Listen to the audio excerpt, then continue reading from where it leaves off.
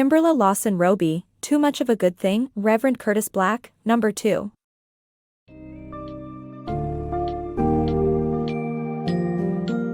In Too Much of a Good Thing, Kimberla Lawson Roby explores the consequences of our human bodies struggling to adapt to the rapid changes brought about by the modern world. The book summary covers various crucial topics, including the human body's slow adaptation to environmental changes, the impact of food scarcity in our past, the predisposition to panic and anxiety due to prehistoric threats, and the powerful role our outdated genes play today. The book encourages a thorough understanding of the survival mechanisms that once gave us an advantage, but now contribute to modern challenges such as obesity and high blood pressure.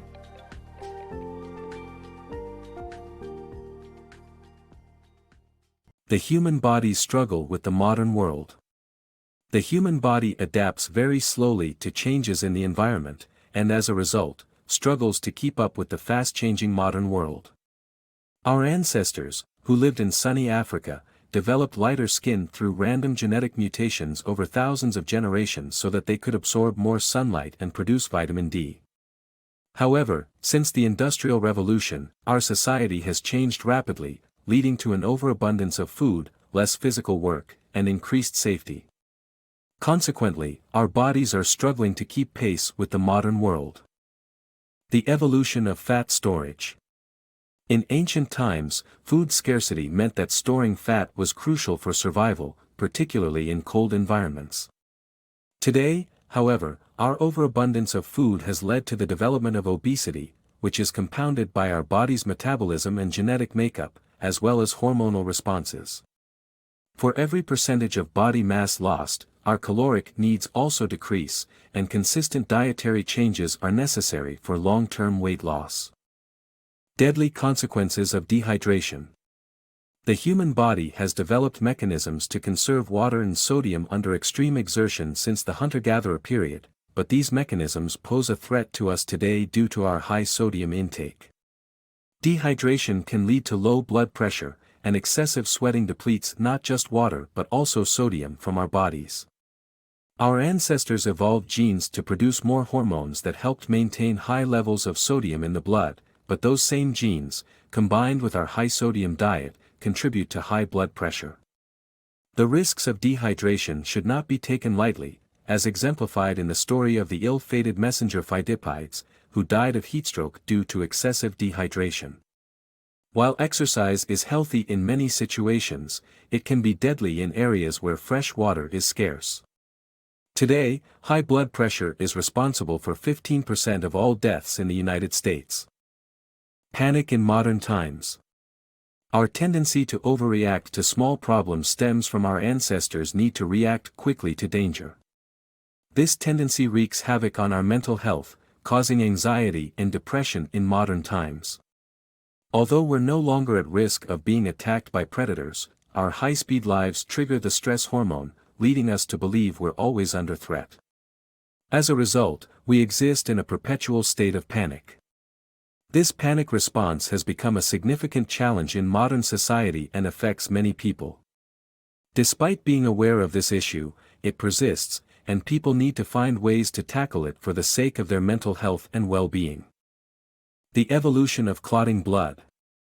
Our blood's ability to clot quickly evolved through natural selection to aid survival from severe wounds before modern medicine. Platelets are now highly concentrated in our bodies and respond rapidly to injuries.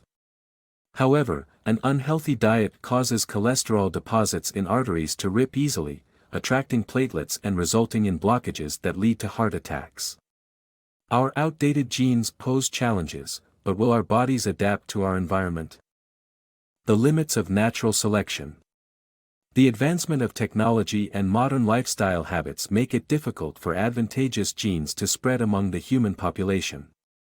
While natural selection weeds out genes that hinder survival and reproduction, chronic diseases like obesity and diabetes do not necessarily affect the number of children someone has. New technology like in vitro fertilization also allows those with these genes to still reproduce. Furthermore, the global population is too vast and dispersed for a new advantageous gene to spread to everyone. Our behaviors do impact the next generation, such as spending too much time indoors causing nearsightedness, but there is no evidence yet to confirm the possibility of passing on advantageous gene mutations. Therefore, it is best to assume that our bodies will not naturally adapt to big changes in our lifestyle. The power of collective action to fight obesity. Oprah Winfrey and former U.S. President William Howard Taft are two examples of individuals who struggled to control their weight despite their determination. This suggests that willpower alone is not enough to combat obesity. Collective action, such as government intervention, can be much more effective. The UK Parliament and Finland successfully reduced sodium levels in processed food, resulting in a decrease in high blood pressure-related complications. Cultural norms and traditions can also play a role, as seen in Japan.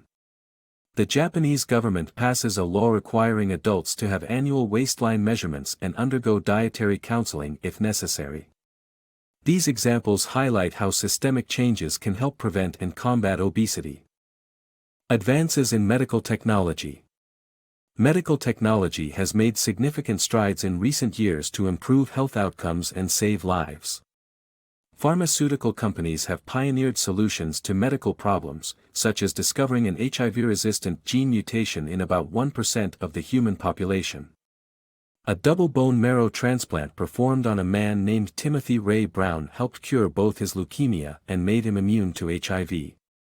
In addition, scientists are studying cutting-edge techniques for targeting specific cells, such as optogenetics, which enables the erasure of anxiety-inducing memories in mice. These breakthroughs in medical technology were made possible through the research conducted by pharmaceutical companies and advanced research centers.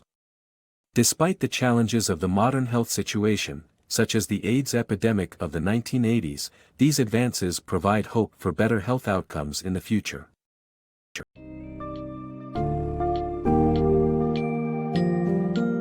As we delve into the complexities of our human bodies, Kimberla Lawson Roby's Too Much of a Good Thing provides clear insights into the connection between our past evolution and the state of our health today. Our outdated genes and survival mechanisms continue to have significant implications on our ability to cope with modern challenges. The book highlights the undeniable need for collective action, from governments and companies alike, to address the issues resulting from our struggle to adapt. Furthermore, it emphasizes the important role of new medical innovations and research that offer hope in overcoming our biological limitations.